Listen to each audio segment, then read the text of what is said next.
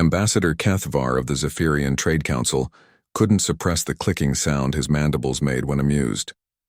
Across the polished obsidian table of the Galactic Agricultural Summit, the human delegation sat with their primitive data tablets and weathered hands that spoke of actual soil contact. How quaint.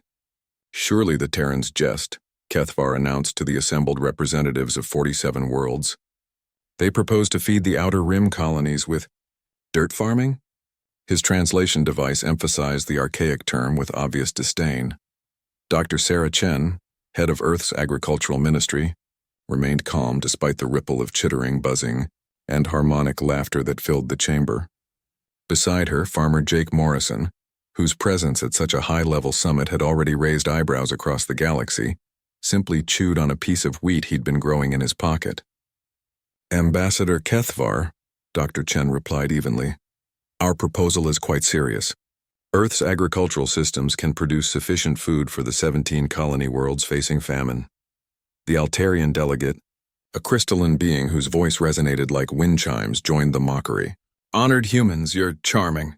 Attachment to biological growth is well documented, but surely you understand that modern civilization relies on molecular food synthesis and atmospheric nutrient extraction. Your planet still uses animals to fertilize plants. It's positively medieval. Senator Vex of the Andromedan Federation leaned forward, his silver skin shimmering with what passed for amusement among his species. The outer colonies require 847 billion nutrition units per rotation. Your quaint farms produce what? Enough to feed a single city? Jake Morrison finally spoke up, his voice carrying the drawl of someone who'd spent more time talking to crops than politicians. Well, now that depends on what you call a single city. The chamber fell silent at the presumption of a mere dirt worker speaking directly to galactic senators. Dr. Chen activated her presentation. Holographic images filled the space above the table. Endless golden wheat fields, vast orchards heavy with fruit, and agricultural machinery that dwarfed most starships. Earth's total agricultural output last cycle was 2.3 trillion nutrition units, she announced.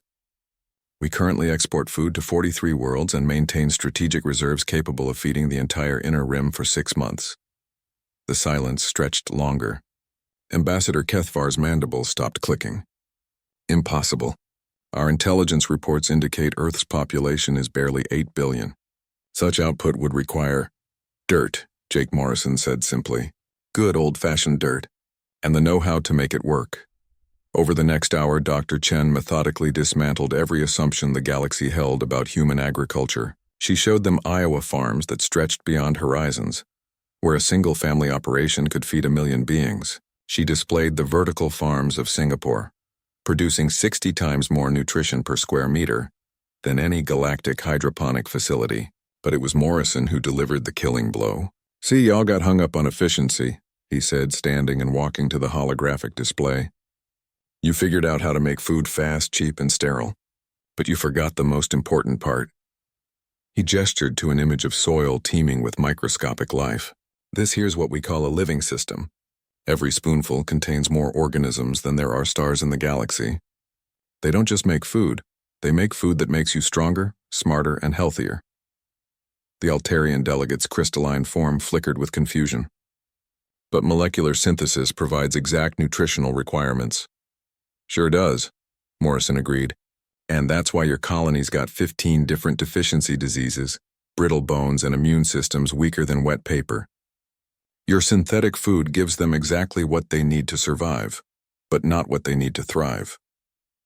Dr. Chen pulled up comparative health data. The evidence was undeniable.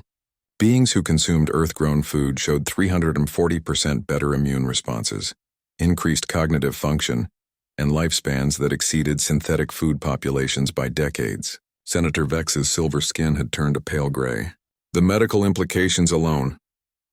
There's more, Dr. Chen continued. Our soil-based agriculture doesn't just produce food, it terraforms. Every world we've established farming operations on has seen atmospheric improvement, increased biodiversity, and climate stabilization.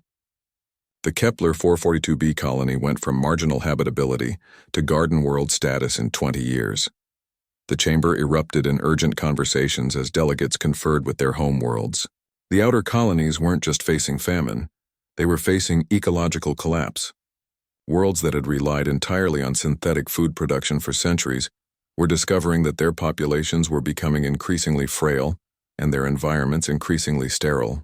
Ambassador Kethvar finally broke the chaos. What would Earth require in exchange for agricultural assistance?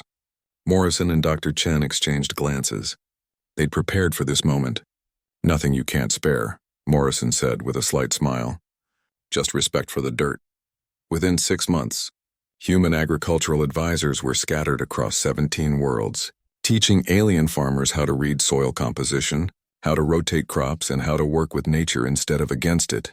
The first harvests were modest by Earth standards, barely enough to supplement existing synthetic food supplies. But the colonists noticed the difference immediately. Children grew stronger. Adults found themselves thinking more clearly. Birth rates increased while disease rates plummeted. By the second year, the Zephyrian Trade Council was begging Earth to establish permanent agricultural bases on their core worlds. The Altarian Commonwealth offered their most advanced starships in exchange for soil samples and earthworm colonies. Dr. Chen stood in the same chamber where they'd been mocked, now addressing a much more attentive audience. Humanity learned long ago that the secret to feeding worlds isn't in perfect technology, she said. It's in perfect partnership with the living systems that sustain all life. We don't just grow food, we grow the future. In the back of the chamber, Jake Morrison chewed thoughtfully on another piece of wheat and watched, as the galaxy slowly learned what Earth had always known.